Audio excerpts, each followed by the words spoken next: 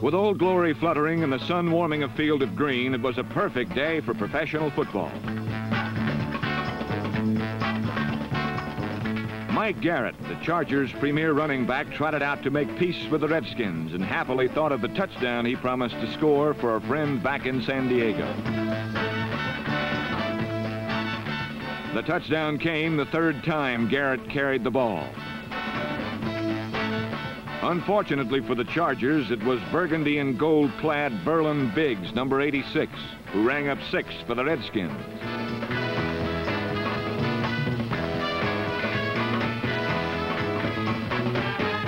Disaster struck Garrett the next time he touched the football. Running a circle route, Garrett took John Unitas' pass but fumbled, and Ken Houston, number 27, recovered.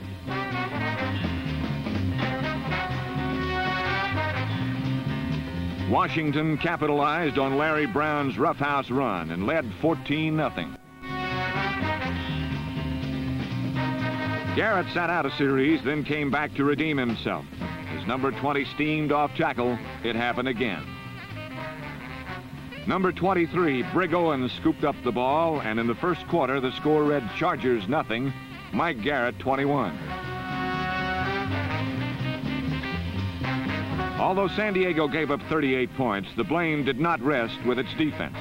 They held number 43, Larry Brown, to a mere 24 yards, and the Redskin team as a whole to 83.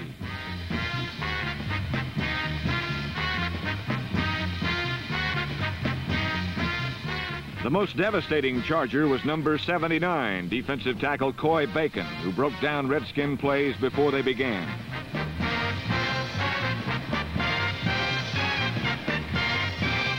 But while the defense held up, the offense did not. The man wearing the shiny blue high tops and the familiar number 19 could not cope with the well-knit Redskin defense. The most persistent thorn in John Unitas' game plan was number 64, Manny Sistrunk, who often engulfed both blocker and ball carrier in his brawny arm. The old master often fell before ferocious Washington blitzes, led by Chris Hamburger, number 55. By game's end, the over-the-hill gang looked fresh, while the grand old quarterback looked every bit his 40 years.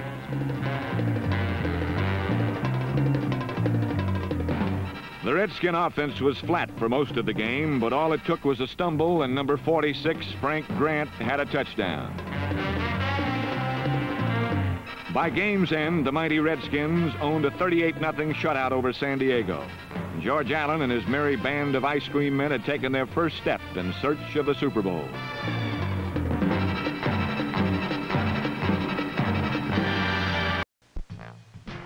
This is Busch Stadium, home of the St. Louis Cardinals and site of the upset of the year in the NFL. For last week, it was the Redskins who got ambushed as the Cardinals flew away with victory. In the beginning, quarterback Jim Hart faced a withering Redskin charge, but neatly and coolly avoided it, rifling the pass to number 44, Donnie Anderson.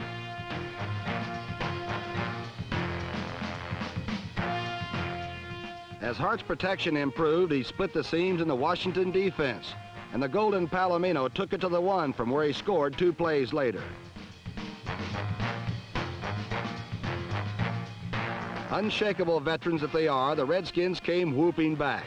Billy Kilmer to Larry Brown was a big gainer that set up the tie as Cool Hand Bill, behind perfect protection, hit a streaking Charlie Taylor for a 23-yard score.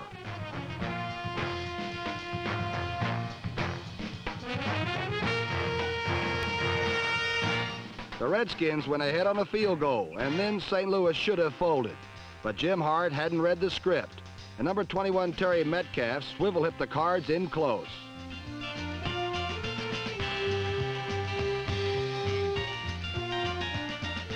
Hart to number 24, Don Shy, put St. Louis on the 1, and Donnie Anderson put them ahead 14-10.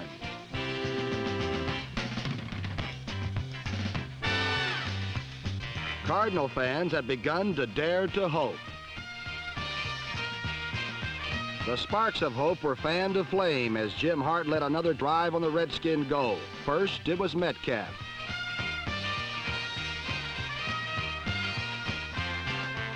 Then relentless accuracy to number 81, Jackie Smith, a tight end some call practically perfect.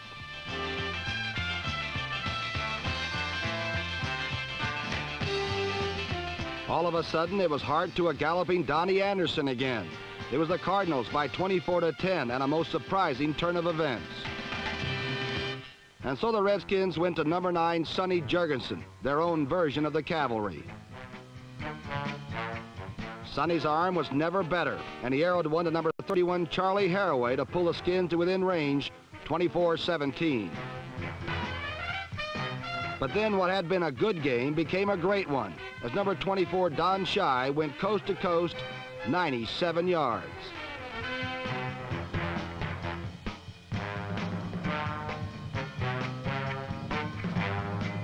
Shy's flashing feet made it 31-17, Cardinals, halfway through the fourth quarter. Not to be outdone, on the very next kickoff, the Redskins, Herb Mulkey, number 28, went 97 yards himself. And there's no question that the man is one midnight flyer and a game breaker.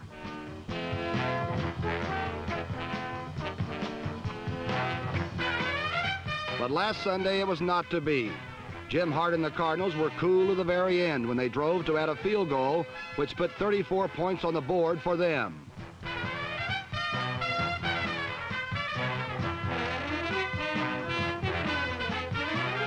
For the stunned Redskins and Sonny Jurgensen, it was a war party they had never expected to meet. And their 27 points, which would have won for them normally, was the low side of one of the year's best games to date.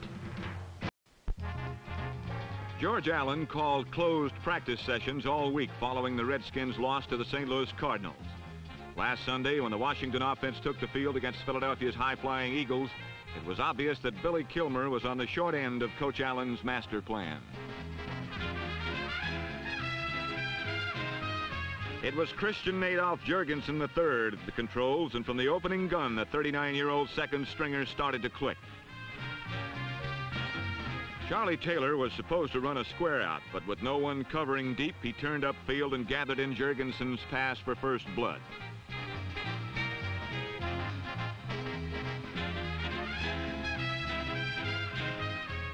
The Eagle defense responded by holding the once vaunted Redskin ground attack to 36 yards in the first half. Roman Gabriel made some believers out of the Washington deep zone defenders when he hit number 36, Norm Bulash, in full stride at the Redskin 45-yard line.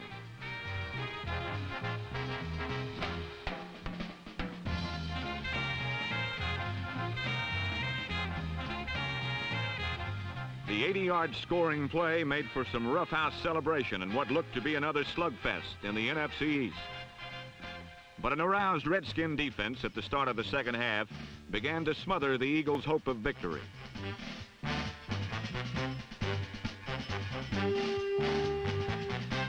Eight times Roman Gabriel fell victim to the pincher-like Washington rush.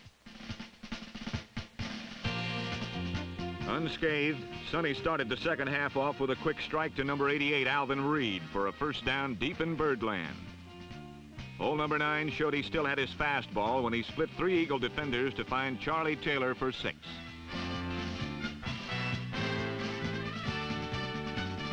Taylor's self-acknowledgement was rudely interrupted by number 28, Bill Bradley, but just momentarily.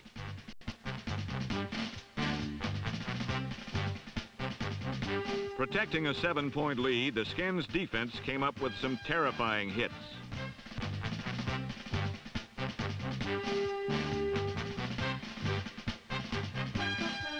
Roman Gabriel's intended pass to Tom Sullivan was picked off by number 55, Chris Hanberger, and returned 45 yards to the Eagle 19.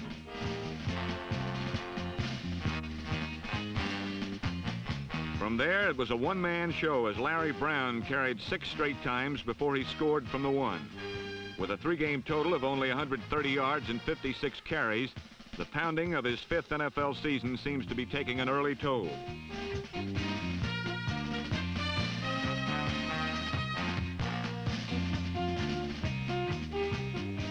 Behind 21-7 with only seconds on the clock, cornerback Ted Vactor made a break on Gabriel's pass and returned it 34 yards for the score. For the Skins and Sonny Jurgensen, it was a sweet vindication for the previous week's loss. For Mike McCormick and company, a measure of how far the Eagles have yet to go. Ted Vactor's interception and touchdown return completed the scoring at 28-7. But the Redskins' joy was overshadowed by thoughts of their impending showdown with Dallas. It was a Monday night meeting and a must-win game for Washington, but George Allen spoke only of how much the Cowboys wanted revenge after being beaten badly by the Redskins in last year's NFC Championship game. The Redskins wanted to run on Dallas, but they could not. The Cowboys wanted to open up Washington by throwing, but they could not. The Cowboys were long used to ruling the roost in their own division with very little backtalk. But then came George Allen, and Dallas was deposed, and now the proud Cowboys were out for honor. And this rawest of pro football rivalries was uglier, bloodier, and only more civilized than a cockfight. But aggressive mistakes by Redskins special teams allowed Dallas to retain the ball on 2 occasions in the first half. And at length, the Cowboys cashed in, Staubach to Stowe. Facing doomsday and trailing by 7, the Redskins' future once again wore the number 9.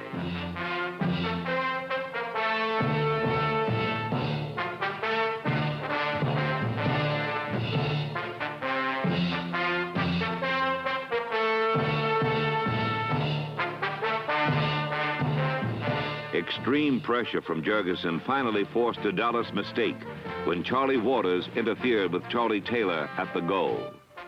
And from the 1-yard line, Jurgensen hit Taylor in front of Waters to tie the game.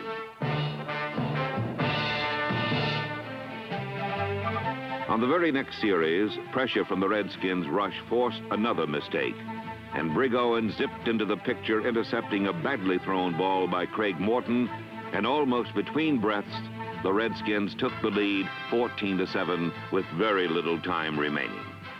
Jubilantly, the Redskins rushed to Owens, releasing the passions built up through this toughest of games. And celebrating wildly, Washington nearly spent itself before the clock was expired. For Craig Morton rallied the Cowboys, and with 29 seconds still remaining, he stood facing 4th down at the Washington 4-yard line. Morton's play was a rollout designed to get the ball to Walt Garrison, a man so tough he played in the Super Bowl with a broken collarbone and gained more than 100 yards. And suddenly, as if in a cockeyed dream, there was Ken Houston restraining Garrison at the 1-yard line and throwing him back to preserve a victory that had been celebrated long before the final gun. Having prevailed in their crucial test with the Dallas Cowboys, Charlie Taylor and crew turned to the restorative postures of hot for yoga to help overcome their second challenge of the week, the New York Giants. Things got underway with defensive tackle John Mendenhall, who, although no guru, had some contortions of his own to try out on Sonny Jurgensen.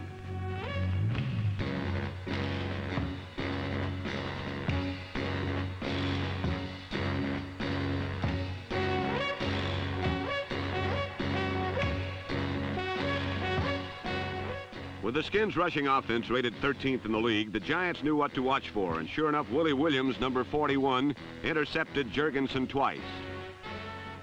With the airways congested by 3 interceptions, the Redskin attack fizzled to 148 yards of total offense. Fortunately for the Skins, the Giants have not been what you call your explosive ball club either. But a half could only muster enough offense to be close at 7-3.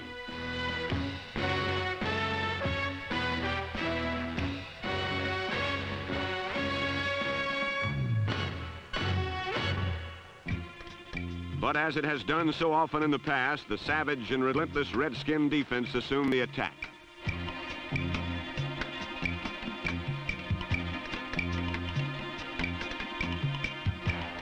Four times, Norm Snead's probes into the Redskins secondary were picked off.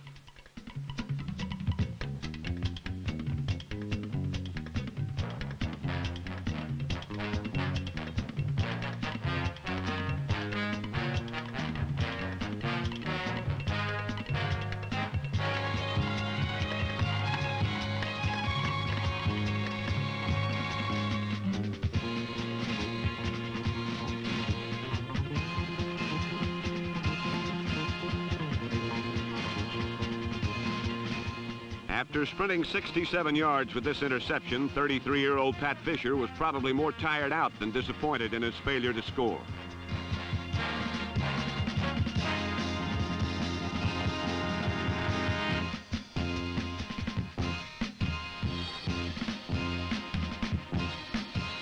Five plays later, Jurgensen called on Larry Brown from the 4, and the workhorse back got 6 points the real hard way.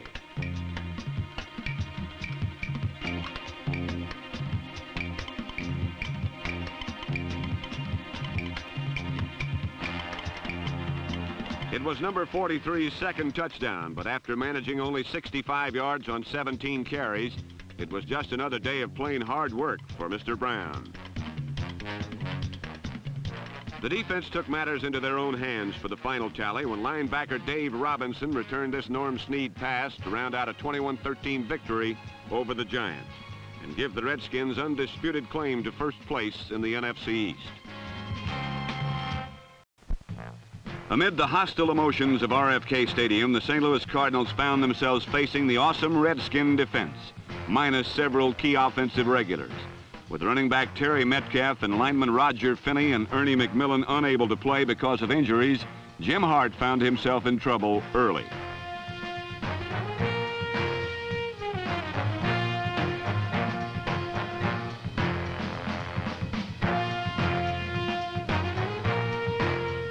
Dave Robinson's interception and return to the 1 needed only a Charlie Haraway dive on the next play to give the Redskins the lead. With Billy Kilmer subbing for the injured Sonny Jurgensen, the Redskins' offense started to roll.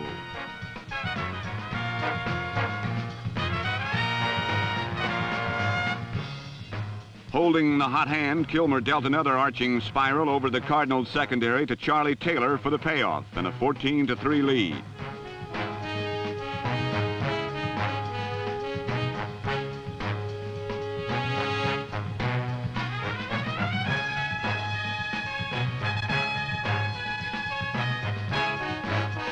In the final seconds of the first half, Hart again found himself in trouble as a routine flare pass to Donnie Anderson proved costly.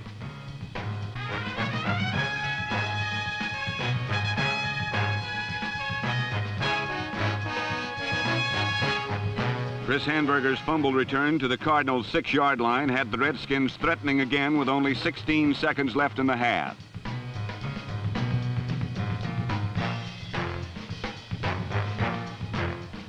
Cool hand Phil needed but one shot to net another Redskin TD, this time lobbing to reserve tight end Mike Hancock.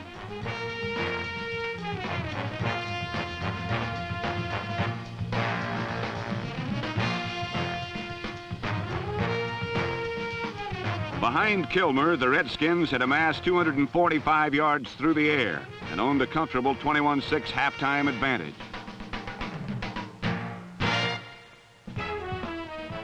Jim Hart opened the second half with some aerial fireworks of his own.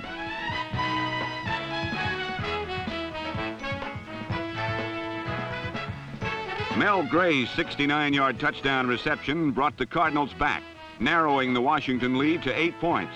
But for the rest of the afternoon, the Cardinal cannon was to be silenced.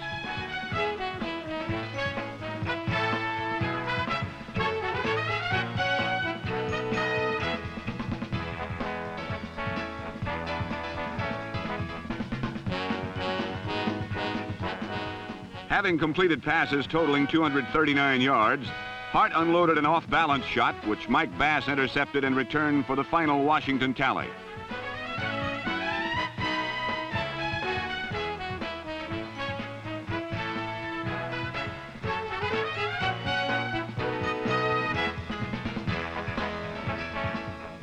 The Redskins wound up a 31-13 winner on the scoreboard and remained the winner amid a fiery post-game discussion.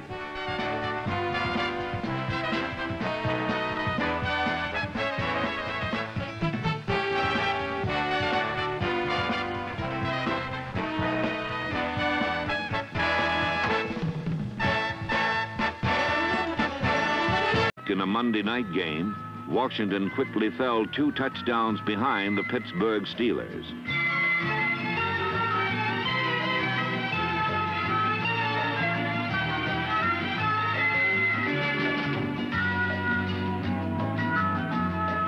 But the veteran defense was unshaken, and with the help of Kurt Knight, the Redskins stayed within striking distance.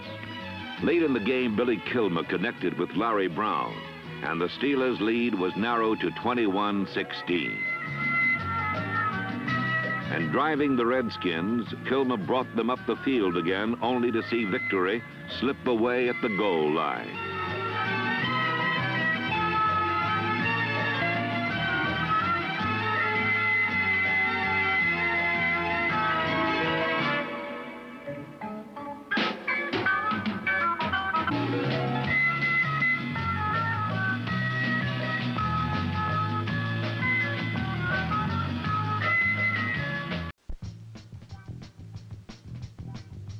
Amidst autumn splendor in the nation's capital, the 49ers played Russian roulette at quarterback. Dick Nolan was unsatisfied with number 11 Steve Spurrier, while veteran mainstay John Brody, number 12, played out the string until retirement. So into the breach treaded untested Joe Reed, who was stepped on by the Washington defense.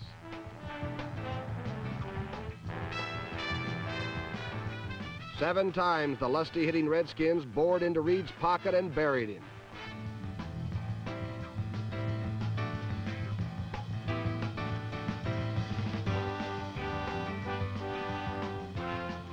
On Washington's first offensive series, the lean and mean 49ers forced starting quarterback Billy Kilmer out of the game. Wobbly-legged Sonny Jurgensen stood in for Billy for just one play and threw a touchdown to set back Larry Brown.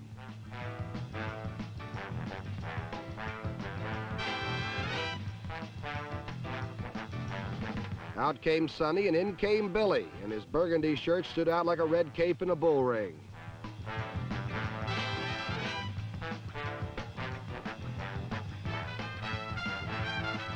Larry Brown was battered and bone-weary, so into the grinder came Dwayne Thomas, the forgotten man.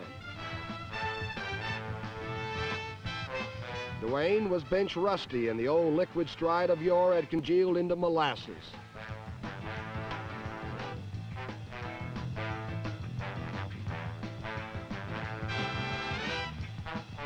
Even the usually reliable Charlie Taylor was betrayed by brittle fingers on his patented quick post move.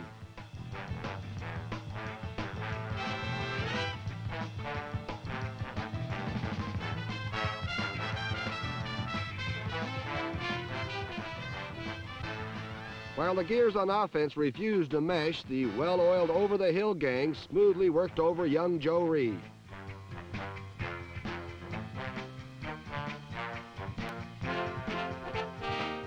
The Redskins ruined Reed's debut and broke the spirit of his gifted receivers, too.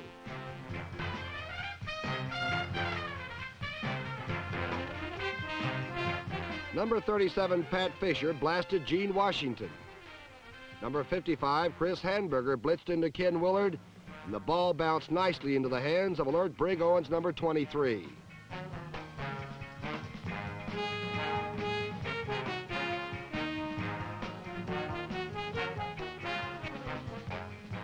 Owens' touchdown run was called back, but it mattered little, as 5 turnovers turned the tide in Washington's favor. For 9 long weeks, the proud Washington defense has stood resolute while their offense has wilted. Their startling contribution has kept Super Bowl visions dancing in George Allen's head. Billy Kilmer revived the sagging fortunes of his offense with a lob to Charlie Haraway, who ran it in for 6.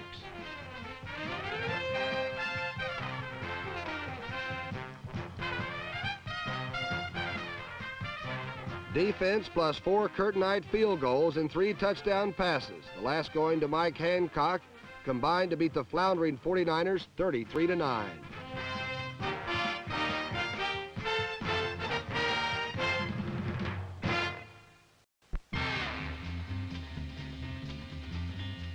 The divided loyalties in Washington spurred on the Baltimore Colts, who tore apart Billy Kilmer like a Thanksgiving Day wishbone.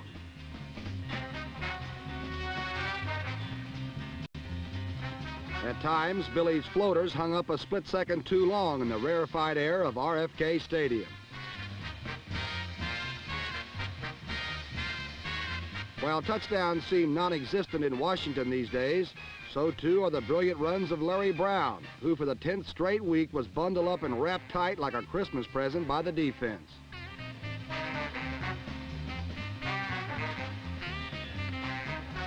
While Washington slumbered, the frisky Colts kicked up their heels and caught nothing but air.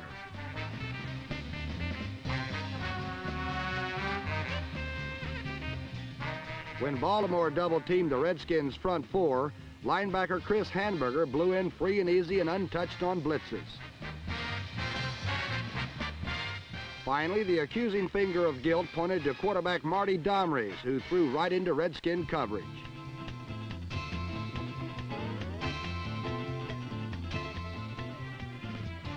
The alert over-the-hill gang pulled the old Brig Owens to Ken Houston to Brig Owens play, and it worked to perfection.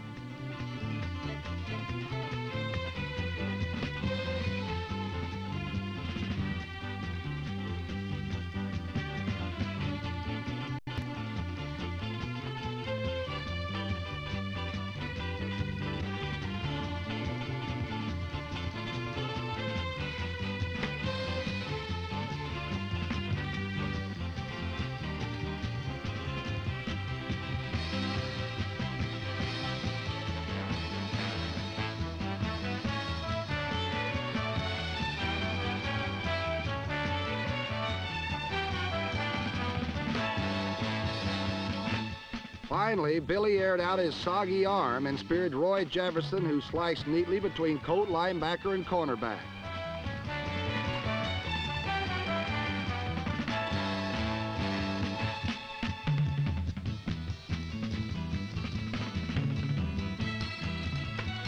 But long gainers and touchdowns were the exception, as Washington's 22 points resulted from 5 Kurt Knight field goals and a lone 6-pointer by Larry Brown.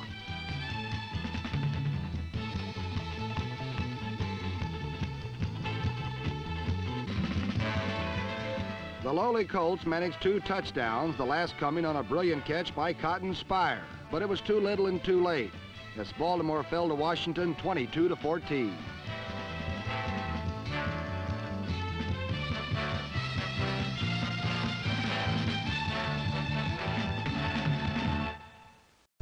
The Detroit Lions have much to be thankful for. They have 3 capable quarterbacks, strong running backs, and an experienced offensive line. And yet this season, they have not put it all together offensively. Their strength, in a sense, has become their weakness, for they needed a domineering offense to compensate for an inexperienced defense. And on Thanksgiving Day, when they faced the supercharged Washington Redskins, the story of the Lions season was once again graphically replayed. With number 19, Billy Munson, having replaced Greg Landry at quarterback, the Lion offense continued to sputter inconsistently, while their supposedly weak defense played surprisingly well. But since the arrival of George Allen in Washington, the Redskins style has been aggressive consistency, and using number 31 Charlie Haraway, who chopped away for 107 yards and 18 carries this afternoon, Washington began to advance on the Detroit goal the first time they touched the ball. Completing the 74-yard drive in 13 plays, Billy Kilmer flared to Haraway, who stepped unimpeded into pay dirt for a 7-0 advantage. And then the Redskins showed the depth of their aggressive consistency when Kenny Stone blocked this punt by Herman Thunderfoot Weaver. And like a great full-court pressing round ball squad, Washington applied the pressure.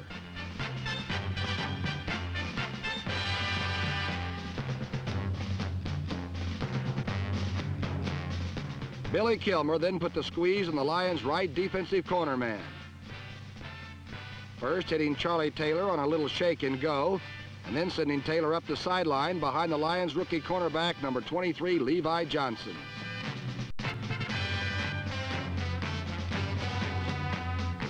Then running Taylor on a square out, and hitting Roy Jefferson slanting over the middle, Washington advanced the ball deep into Detroit territory.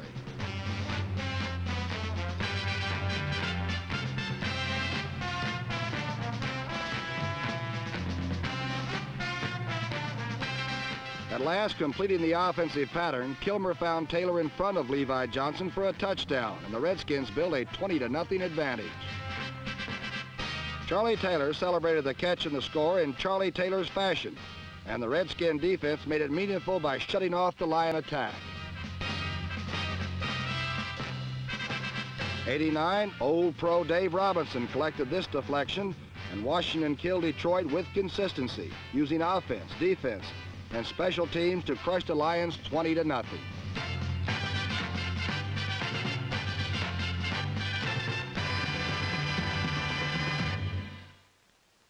George Allen was fully aware that the Giants had yielded over 250 yards on the ground the previous week.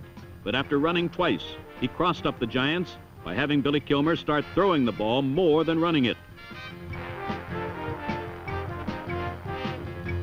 After a pretty 19-yard strike to Roy Jefferson brought the Redskins into Giant territory, Kilmer went for it all. But this time Jefferson was well covered by Pete Athos, who almost came up with an interception. With wide receivers Jefferson and Charlie Taylor being hawked closely, Kilmer then switched to running back Larry Brown, who made a fine catch and carried for 29 yards to the Giant 8-yard line. On a repeat, we can see that Brown was isolated on linebacker Pat Hughes, and he was no match for Brown's speed.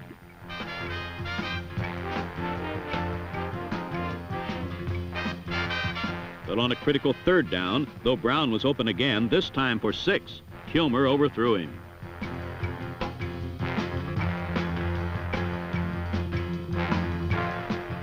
Redskins settled for a field goal and led 3-0. Gained possession on the Giants' 17. The Skins are used to creating such breaks and took it all in stride, while the strides of Larry Brown took the ball goalward. Kilmer handed off to Brown on 5 straight carries, the 5th for the score.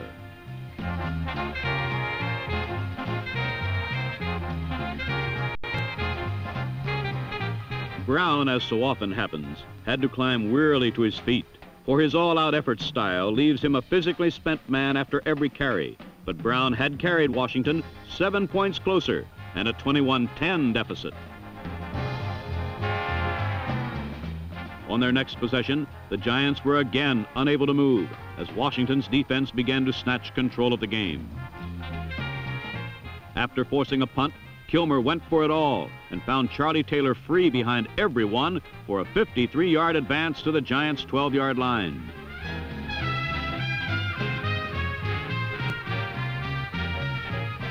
On a repeat, we can see that the play might well have been a touchdown, but Taylor, in stretching for the ball, lost his footing and was downed.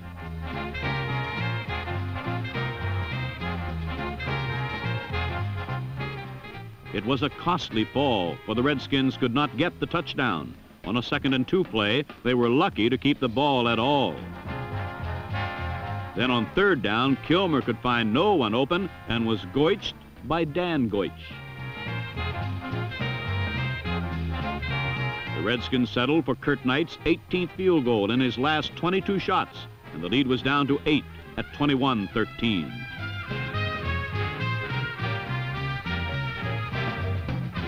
The Redskins weren't through. With less than 2 minutes to go in the half, they again forced New York to give up the ball. Taking over at midfield, Kilmer again moved the Skins into field goal range.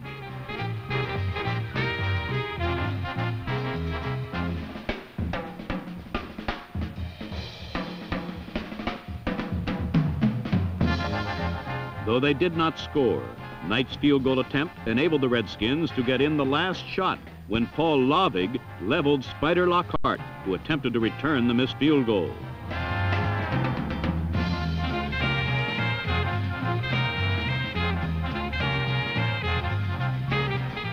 This kind of effort enabled Washington to creep close in a game they were almost blown out of. Beginning the second half, Washington Redskin fans had returned from the doldrums, where they had slumped listlessly as their burgundy and gold heroes dropped 18 points behind the fired-up New York Giants. But with the score narrowed to 21-13 at the half, RFK Stadium was rocking, anticipating an inspired comeback. And beginning third quarter action, Billy Kilmer had the Redskins moving with passes to Charlie Taylor and Jerry Smith. But with 1st and 10 at their own 44, a broken play left Kilmer with the football, and trying to advance it, he twisted an already gimpy ankle, and one play later he hobbled from the game. Sonny Jurgensen, himself nursing a wobbly left knee, limped on as Kilmer limped off. The Redskins' offense suddenly went lame. Then the Redskins, with Sonny Jurgensen regaining his form, began attacking the corners of the Giants' defense. Working first to Charlie Taylor and then to Jerry Smith, the Redskins reached the Giants' 46-yard line.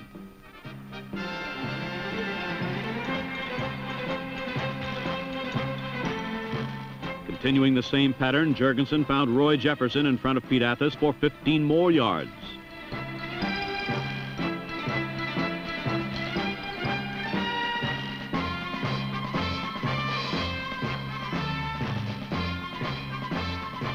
Then, pirouetting on his lame left knee, Jurgensen set up a beautiful screen to Larry Brown, and the greatest back in the long and hallowed history of the Washington Redskins charged for 20 yards to the New York 9-yard line. A replay shows why the screen and the sweep are quarterback's two most devastating weapons when attacking the defensive corners. A slicing block from John Wilbur sprung Larry Brown past the Giants' right linebacker, Pat Hughes, number 56. Then Brown's bold strides brought him to a head-on meeting with the Giants' cornerback, number 45, Pete Athos. Having collapsed Athos, Brown bulled through one more attempted tackle until his assault was brought violently to rest inside the New York 10-yard line. 2 plays later, Jurgensen once again called on his light tank, the indomitable Larry Brown, and Brown crashed in with a tremendous effort. Runs like these will undoubtedly abbreviate Larry Brown's career. But for anyone who has ever thrilled to number 43's abandon and bravery, there can be no doubt that his spot in the Hall of Fame is already won.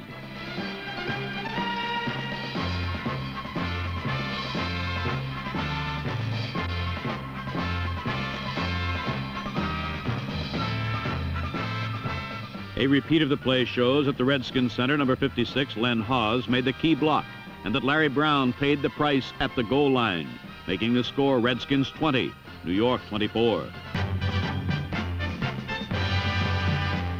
With the coming of George Allen to Washington, RFK Stadium fans have come to expect and appreciate great defense. But now, with 6:43 remaining, as the rare, aged Burgundy gang returned the ball to Jurgensen and the offense, these sophisticated fans were berserk.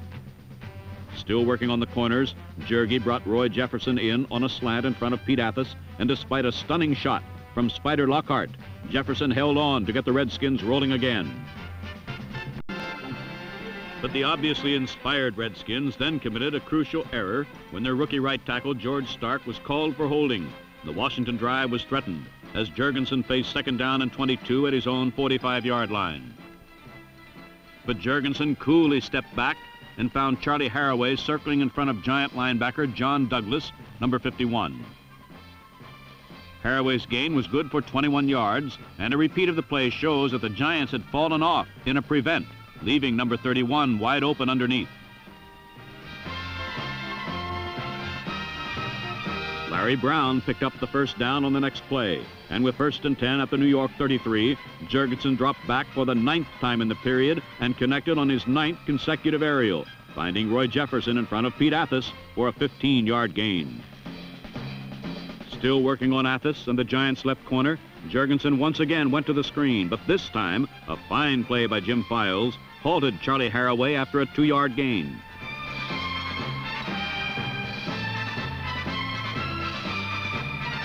With 10 straight completions in 10 throws, Jurgensen then called the play that has so often left Redskin opponents second best on the scoreboard. Sending Larry Brown into the linebacker seam of the Giants zone, Jurgensen hit him with a perfect pass, and despite a ton of a hit by Spider Lockhart, Brown held on to boost Washington into the lead. A repeat of the play shows just exactly what price Larry Brown paid to break that invisible pane of glass and put the Redskins on top 27-24. As if he were bone china or some breakable, irreplaceable item, Charlie Haraway swooped in to gather his comrade off the goal line, and woozy and rubber-legged Larry Brown received the affection of his teammates.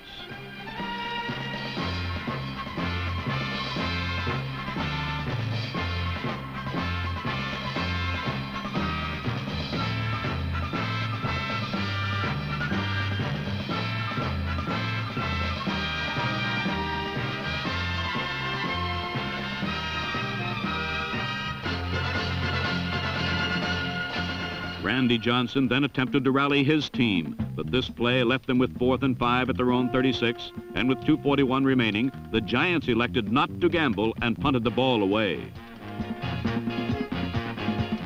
Sonny Jurgensen chose to ice the heroic comeback, which he had so masterfully engineered, by giving the ball to who else? Larry Brown.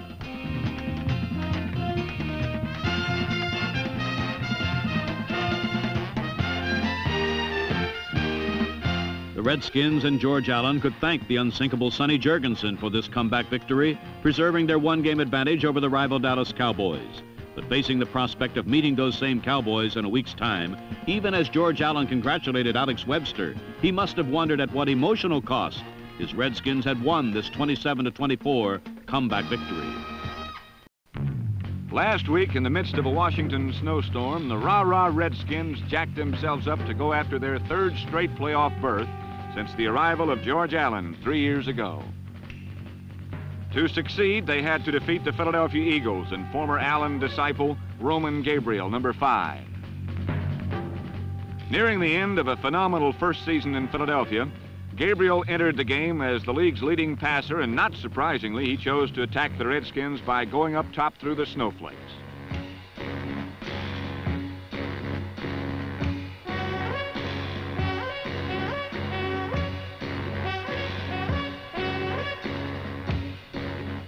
The targets he sought out were, to say the least, inviting. 6'7" Harold Carmichael continued to strike terror into the hearts of undersized cornerbacks. Then Gabriel honed in on 6'5" rookie sensation Charlie Young with another perfect spiral.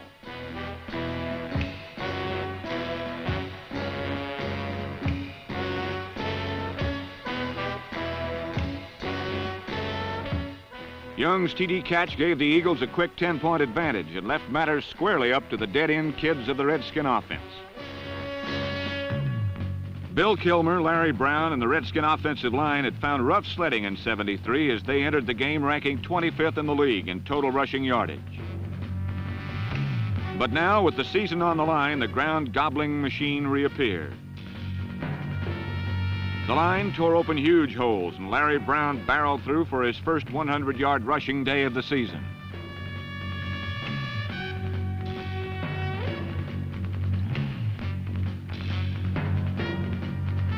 With the Eagle interior properly softened up, Kilmer faked up the middle, then screened outside to Brown, who ripped into the end zone from 27 yards out.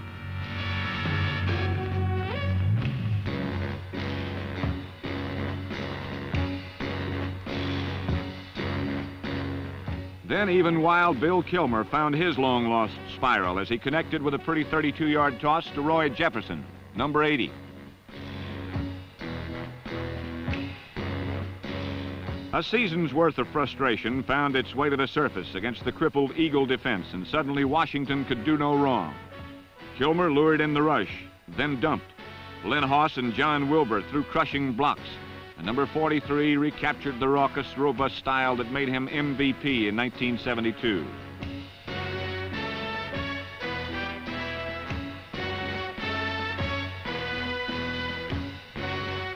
For the day, Brown gained 150 yards rushing and 105 pass receiving. But Gabriel would not concede as he continued to put on the pressure. This time, big, mean Hoagie Carmichael terrorized tiny cornerback Pat Fisher, number 37.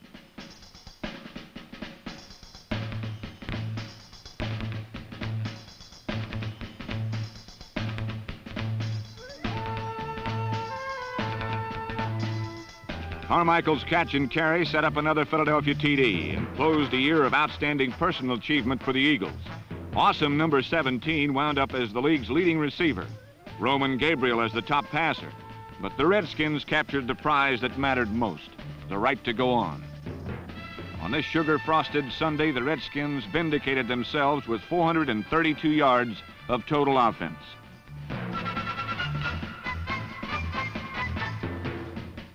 Larry Brown went in untouched for a soul-satisfying 38-20 victory and a place in the NFC playoffs.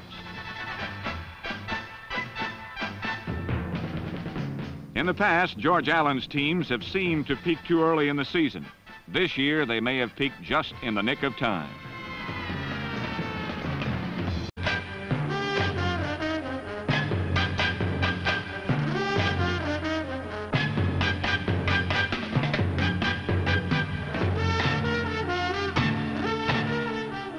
Then Kilmer returned to the air lanes with Roy Jefferson going 30 yards deep into Minnesota territory.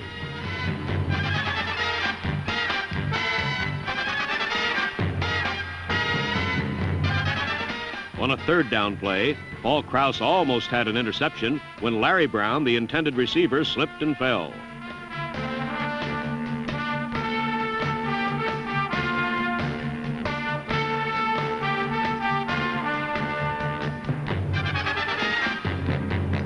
From the 17, Kurt Knight's field goal attempt was wide, and Washington's long drive and the game's first period ended scoreless.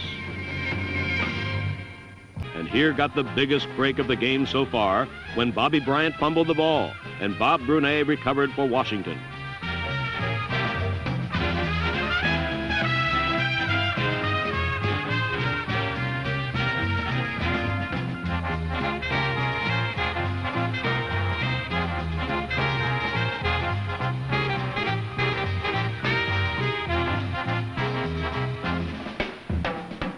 Allen's teams are notorious for capitalizing on the breaks, and they quickly did when from the 20, Kilmer hit Charlie Taylor on a pretty pass over the middle, good for 17 yards.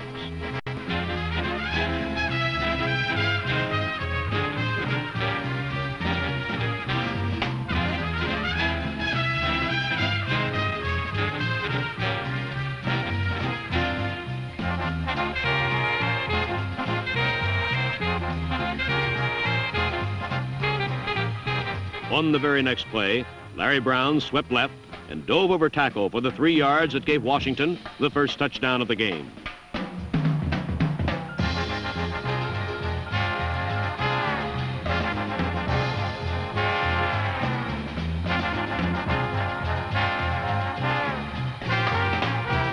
A repeat from our end zone camera shows it was a screen block by number 31, Charlie Haraway, on the safety that enabled Brown to dive for 6 points.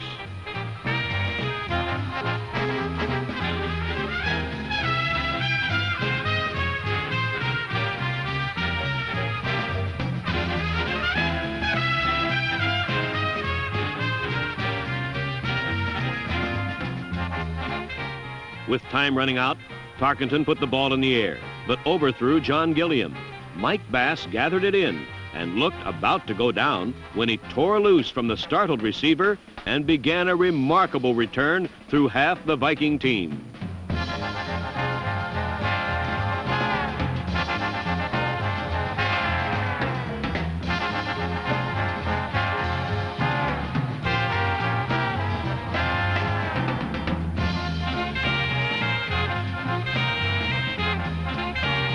The half ended with Washington controlling the ball and the tempo of the game, 7-3.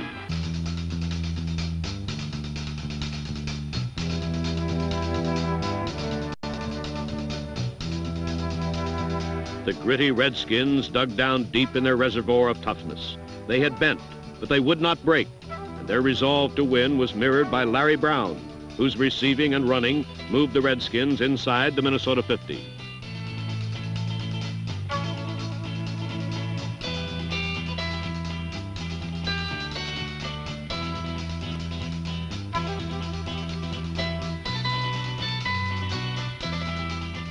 Facing 3rd and 5, Kilmer attempted a screen that was read and ruined by Wally Hilgenberg, number 58.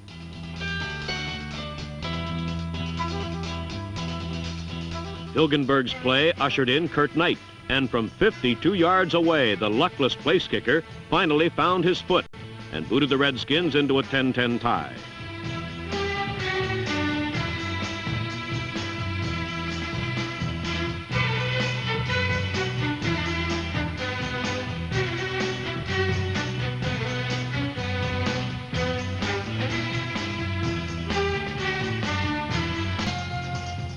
Washington regained the ball, and with time dying in the 3rd quarter, Larry Brown exploded off tackle. Only an arm tackle by outside linebacker Roy Winston, number 60, separated Brown from a much longer gain. With the Vikings bunched up inside, Brown accelerated outside on the very next play for more prime yardage.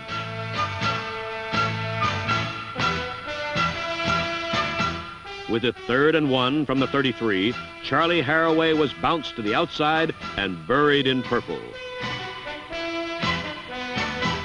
A second look reveals that it was omnipresent Wally Hilgenberg, number 58, that completely disrupted the play. Although Wally did not make the tackle, he forced Haraway into a vicious pincer, snapshot by Bob Bryant, number 20, and Jeff Seaman, number 50.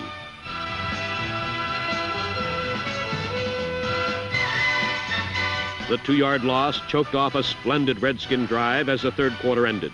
On the first play of the final 15 minutes, Kurt Knight's 42-yard field goal was true, and Washington regained the lead 13-10.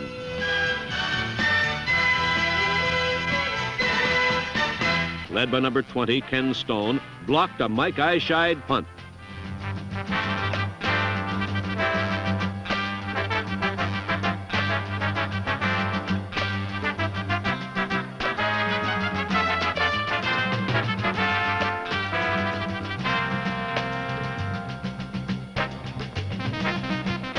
Finally, Washington received the gift that always seems to turn a game around for them.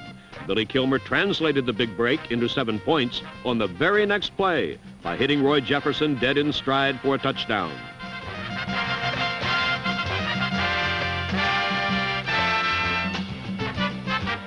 From the end zone, we can see that Billy was afforded impeccable protection.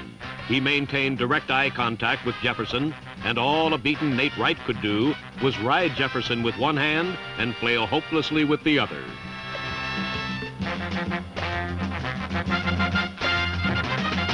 Jorgensen and Billy Kilmer. With Billy being the macho good guy and natural leader, and with Sonny being the slickest and smartest arm in the game, there had been some concern between them about who was number 1 until Jorgensen ruptured his Achilles tendon in 1972. Then the burden clearly fell to Kilmer. But Jorgensen made a near miraculous recovery, and when he seemed content to accept the number 2 job backing up his friend Billy Kilmer, many suggested that he had grown complacent and lost his competitive edge. But there was nothing torpid about the torpedoes that Sonny cut loose on game days. And together, Sonny and Billy took turns, sparking the Redskin attack through the early season.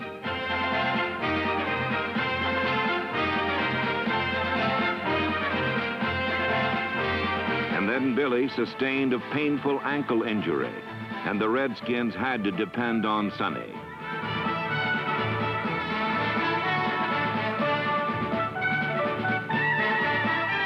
Once as indestructible as Santa Claus, Jorgensen had become increasingly brittle, and now all of Washington collectively held its breath. But Sonny came through until late in the season with badly deteriorated cartilage he could no longer play. And Kilmer once again checked out of the hospital, and still suffering from a painful and mysterious stomach blockage, he led Washington into the playoffs against the Vikings.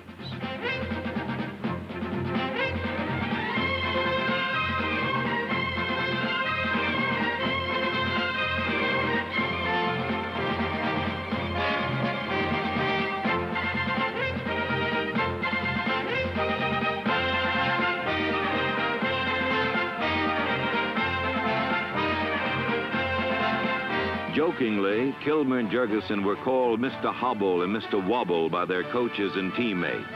But together they carried George Allen's Redskins to the playoffs, and together they inspired the spirit of teamwork and professionalism which characterized the Redskins in 1973.